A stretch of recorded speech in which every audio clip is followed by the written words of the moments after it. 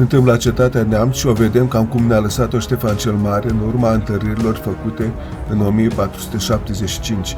La stânga, podul care pe atunci trecea peste un șas adânc și apoi zidurile exterioare întărite cu 4 bastioane circulare. Iar în spate, vechea cetate construită de Petru Mușat la sfârșitul secolului XIV. Suntem în anul 1691, toamna, cu ocazia unei noi incursiuni în Moldova a armatei polone conduse de vestitul rege Ioan Sobieski. Armata polonă, hărțuită de moldoveni și tătari, se retrăgea spre Polonia, jefuind totul în cale.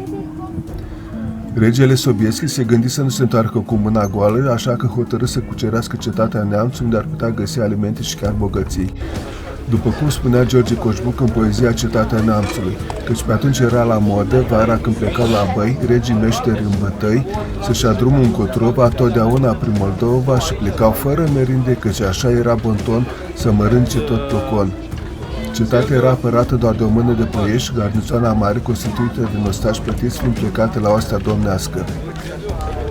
Pe cetate flutură steagul Moldovei cu capul de bour, bos primigenius, animal dispărut și nu zimbrul inventat de unii. Cetatea, după cum vedeți, era apărată de câțiva străjeri moldoveni. Oastea poloneză, o vedeți acolo, s-a așezat sub poalele cetății și au așezat artileria.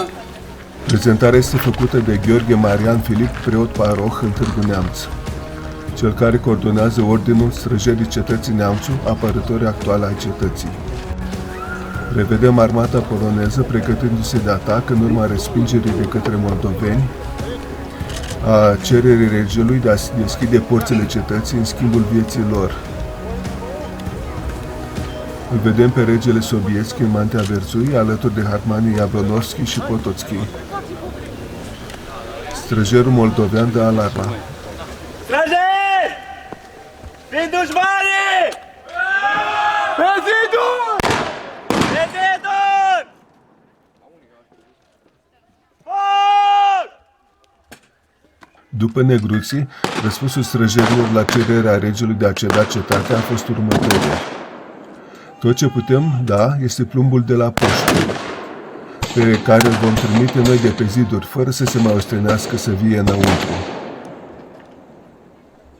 Și astfel începu asediul cetății și care avea să dureze 4 zile. Plăieștii moldoveni au luptat cu mare vitejie, deși erau foarte puțini, doar 19. Sobieski nici măcar nu bănuia cât de mic este numărul moldovenilor, mai ales că aceștia au împușcat 50 de ostași polonezi, inclusiv pe comandantul artileriei. În aceste condiții, în adaptarea din zilele noastre, regele Sobieski ordonă unui grup de ostași să atace frontal cetatea. După ce traversează podul, sunt întâmpinați de străjerii cetății. Pregătiți-vă! Trageți! Stați pe loc!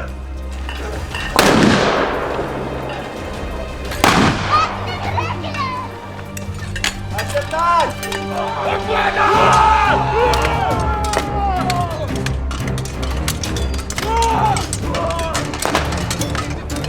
Plăieștii moldoveni se luptă cu mult eroism împotriva ostașilor polonezi și chiar reușesc să-i respingă.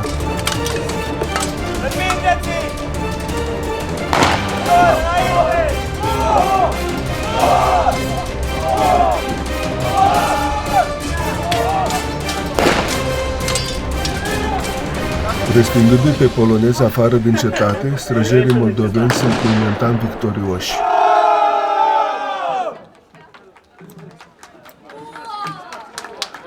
Victoria moldovenilor este doar temporară pentru că Sobieski se pregătește de un nou atac mult mai puternic. După 4 zile de asediu, n-au murit numai polonezi, ci și 10 din cei 19 apărători ai cetății. Iar merindele și muniția erau pe sfârșite. Sobieski, conform punerii în scenă actuale, trimite la atac un grup mult mai puternic. Remarcăm niște luptători deosebiți, poate mercenari.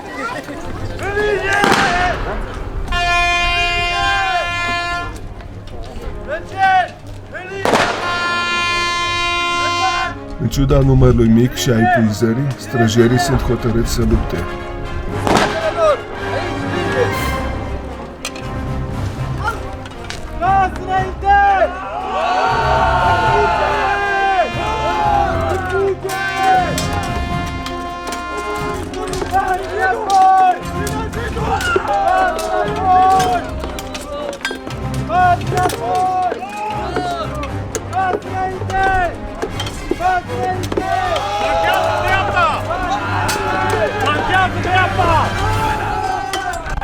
În ciuda vitejiei lor, străjerii sunt căpeșiți și, conform scenariului actual, nevoiți să se retragă în cetate. Apare și regele polon Sobieski, însoțit de cei doi hatmani. Iar i-ați băgat în cetate și nu mai scot acum. Le promit spații mai mici, Maria. Înainte de închiderea porții cetății, este capturat un străjer moldovean, poate chiar comandantul lor. Armata polonă bate în poarta cetății Neamț. În aceste condiții, în cea de-a 5-a zi, în viață rămânând doar 9, din care 3 răniți, străjerii predau cetatea, Sobieski promițându-le libera trecere.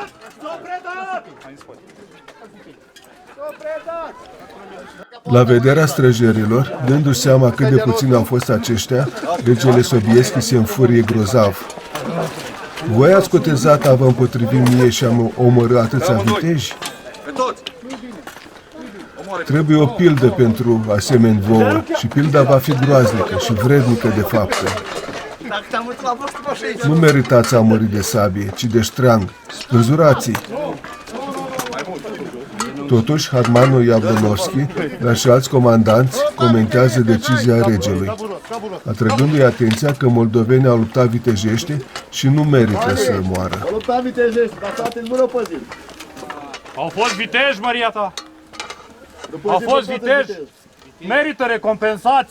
Ăștia toți! Uite-te la ei. Ăștia toți! O mână de oameni au ținut cetatea! Dă-le viața! Regele Sobieski, om de onoare, își dă seama de greșeala pe care era să o facă. Și-au apărat casă. Vă cruz de data asta. Scoateți-i din cetate.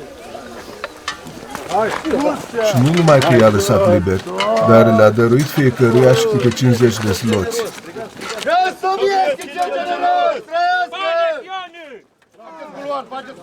Înainte de a intra în cetate, regele Sobieski le-a spus românilor: mergeți în pace și spuneți copiilor și fraților voștri că ați avut cinstea a vă împotrivi 5 zile regelui de Polonia.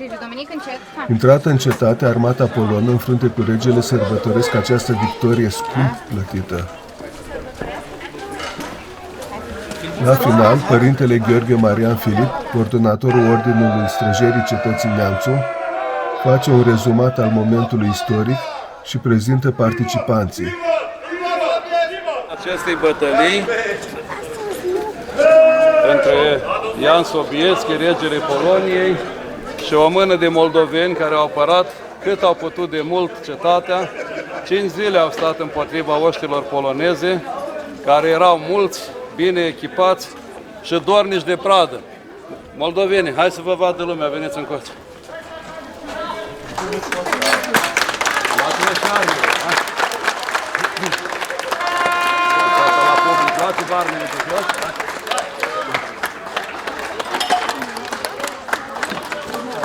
Moldovenii pe care vedeți aici fac parte din trupa Străjerii Cetății Neamț. Iar oștile poloneze o să-i prezentăm îndată. Haideți polonezi, veniți încoace să vă cunoască lumea, că avem aici oaste de la Iași, Asociația Ignis Vultus.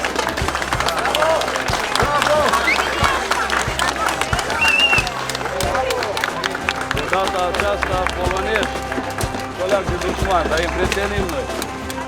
De la Suceava, Straja Cetății Sucevei, Sucevenii. De la Piatra Neamț, Asociația Istorie Interactivă.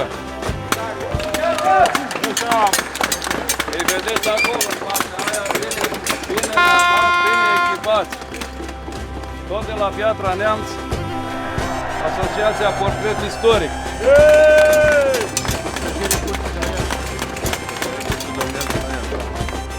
De la Iași, Străjenii Curții Domnești. Și alături de ei, pegarii din Piatra Neamț. Străjenii Curții Domnești.